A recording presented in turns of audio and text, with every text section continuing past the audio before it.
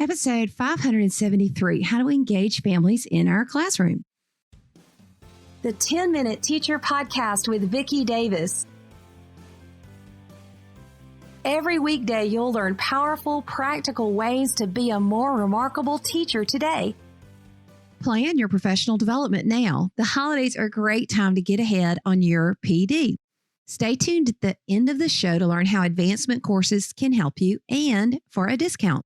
So we've had Jeromie Heath on the show before, but today we're going to talk about how to engage families in our classrooms. So Jeromie, where do you think family engagement is an issue? What grade level? After talking with so many teachers in different places, different cities, different backgrounds and cultures, it really seems to be a spectrum.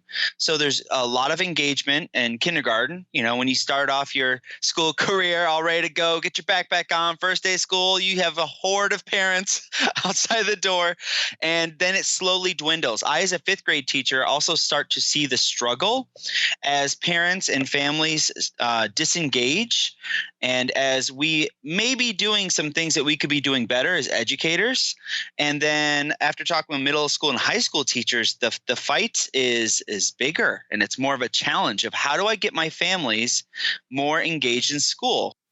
Of course, get engaged in the right way. Yes and no. It's interesting that you say that, Vicki, because high school is not my world, but I've been talking to a lot of high school teachers recently, and I found a pattern is that perhaps families are miscommunicating to their kids the difference between responsibility and still being independent, but parents and families still need to get involved in their child's education and do lots of check-ins and still be involved. Yeah, or, as I would always tell my own high school children that, you earn the right for independence, that if your grades drop or if things happen and I have to get involved, then that's because you have not held on to that responsibility effectively, but then there are some parents who just so, they don't let their kids sometimes work things out, but I do want parent engagement. So what is the advice you give teachers? So I have 3 magical words for you. Are you ready? And I'm going to have you repeat them after me.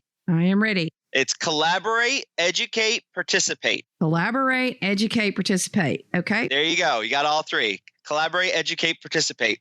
And it's interesting that I used to refer to parents as being quote unquote difficult, or maybe being helicopter parents or being too involved. But then when I grew to understand after talking and listening to families is that they're worried.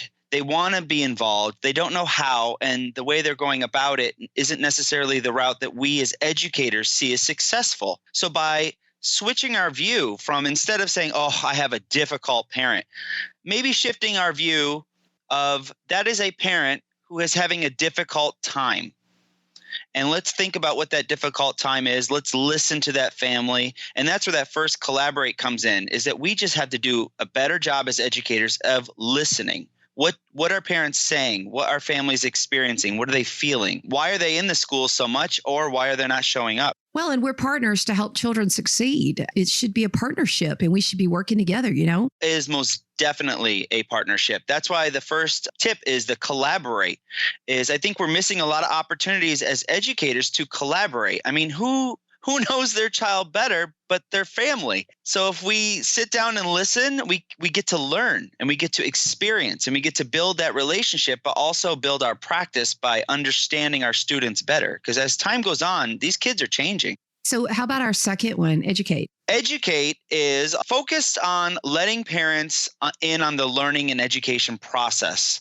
I think that we take it for granted that maybe we assume that everybody knows like how report cards work or how Common Core works or the spiraling effect or what differentiation is and all these things that we as teachers know that make up and comprise learning. Parents are interested in that. And rather than teaching parents about the skill, about how to do long division so that they can go home and teach their child, why don't we focus our energies on educating parents on how the learning process and the education process works and giving them resources that they can use at home and at school so that they can support their child and encourage their child and be there for their child, but without being a secondary teacher. Because as we all know, it can be overwhelming as a parent. Well, and we want to have a positive educational inheritance because sometimes what happens is if a parent was no good at math and their child is struggling in algebra, then the parent will confess to the child, I was terrible at algebra 2. And when they say 2, they have just put their child a label on their own child that I think is unhealthy. What do you think? I think you hit the nail on the head there. And I would like to add on to your thought is we have families that maybe dropped out of school, who are maybe homeless, or are maybe, I mean, there's other kids at home. I mean, there's like 3 other kids and some parents are taking their own work home. You know, how we as teachers are taking our grading or lesson planning. There's other careers that they have to take home their work. So they have a lot going on. So when they sit down to try to figure out that algebra 2, they want to help. They want to be a resource. They want to be there. Like you said, that partnership in learning, they just don't know how to access it. So what they do is they try to do that through their child, but their child doesn't know that either. So why don't we educate them on how to have those resources and how to encourage and motivate and point them in the right directions? So how do we do that? What do we say if we're that algebra 2 teacher and we've got kids struggling and the parents don't know how to help? So I send home lists of different resources, and I do it once a week, but I'm not suggesting anybody out there do it once a week. I'm an elementary school teacher, so a lot of things happen once a week for us. But if you're middle school or high school, give resources and like links, activities, and support questions. Sometimes parents don't realize that all you need as a parent is just to give time and space, sit down with your kid and say, what are you struggling with? What do you think I can help you with? How does that feel? Well, let's communicate with that teacher how you're feeling about this and what's overwhelming with you and what we can do to help, and just giving them a lot of supports and resources. But a lot of times it's parents just provide a time, a space, and encouragement, and re-explain the value of the homework or the practice. So when a child is struggling with algebra 2, say, yes, this one specific question and this one specific worksheet is very difficult, but this is leading to a bigger picture. And I want you to keep trying, keep going, because I know you got this. Yeah. Okay. So our third is participate. The participate is awesome. So I found that as an elementary school teacher, I was asking parents to participate in functions, like come do a read aloud or come to a field trip.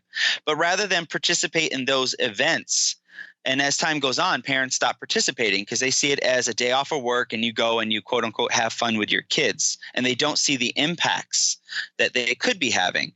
The participate is participate in learning. So allow opportunities for families to participate in the learning. Now, this could be at home or at school. Let's take that field trip. Instead of saying, come, participate, volunteer, chaperone, we're going to the bee farm. And they show up and they make sure that the kids in their group are safe and they're following the rules. And at the end of the day, they go off and go back to their business. However, if we flip the script on that, if a parent shows up, you can meet with all the chaperones for 30 minutes and say, this is why we're taking this field trip. We're doing animal adaptations unit. And here are some questions that you can ask your group. Every 10 minutes, set your timers. Every 10 minutes, ask one of the kids in your group one of these questions, and then jot some notes about what they said. And then they do the field trip. And at the end of the field trip, as we all know, when you get back to school, all the elementary school teachers out there, you got to release those kids out to recess because they're not going to be running that bee farm. And if they are running at the bee farm, there's a problem. But anyway, you meet with the chaperones back and you say, okay, let's collect your ideas. What were your students saying? What were your kids saying? What were your responses? And then you glean so much information from your chaperones. And it does go back to the collaborate, right?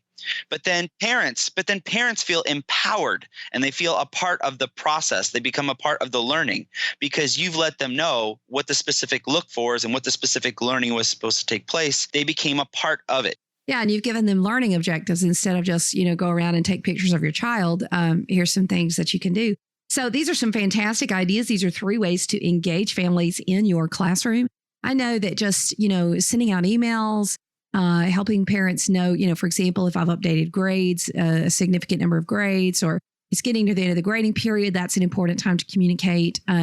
If a student's grade is below what you think it should be, communicating that individually. There's just so many ways to engage parents, and it's something that we can all do. So thank you, Jeromie. You're welcome. Thanks for having me. The holidays are just around the corner, and this is the perfect time to start planning your professional development. Get started by going to advancementcourses.com/coolcat to explore over 250 graduate level online PD courses in 19 different subject areas. Plus, you can save 20% off your order using the code COOL20. That's just $120 per graduate credit hour or $160 for 50 clock hours. You can take courses on helpful topics like classroom management, teacher wellness, education technology, special education classes, and more. Advancement Courses is flexible and lets you work at your own pace to create things to improve your classroom. So go to advancementcourses.com/coolcat now and use the code COOL20. Today's challenge is to find at least one way to engage your families in your classroom this week.